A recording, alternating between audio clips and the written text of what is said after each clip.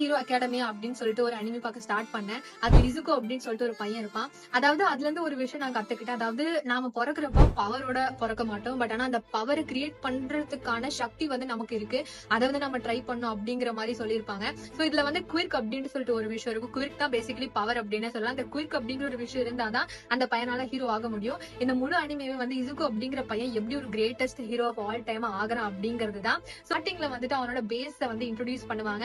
But second சீசன்ல மெயினா competitions, அதுவும் இல்லாம அவன் எப்படி சின்னதா இருந்துட்டு ஒண்ணுமே இல்லாம அந்த ஒரு மோட்டிவேஷனை வச்சு அவன் எப்படி வளர்றான் அப்படிங்கிற மாதிரி காமிப்பாங்க. அதுவும் இல்லாம ஆல்மைட் அப்படின்னு சொல்லிட்டு ஒரு கேரக்டர் இருப்பான். இசுக்குக்கு ஒரு இன்ஸ்பிரேஷன் அப்படின்னா அந்த ஆல்மைட் அப்படின்னா அந்த ஆல்மைட் கேரக்டர்ல இருந்தே வந்து நமக்கு ஒரு மோட்டிவேஷன் கிடைக்குது. அதாவது நம்ம உள்ள அளவுல எவ்வளவுதான் வீக்கா இருந்தாலும் அதை நம்ம வெளி அளவுல காமிக்காம அதுக்காக ஃபைட் பண்ணணும், ரொம்பவே ஸ்ட்ராங்கா அவுட் சைட்ல இருக்கணும் அப்படிங்கிற மாதிரி ஒரு விஷயத்த சொல்லுவாங்க. நீங்க வந்து இந்த மை ஹீரோ அகாடமி அப்படிங்கிற ஒரு அனிமே பாத்தீங்க அப்படின்னாலே உங்களுக்கு தெரியும். நீங்க இதை பார்க்க போறீங்களா இல்லையா அப்படின்னு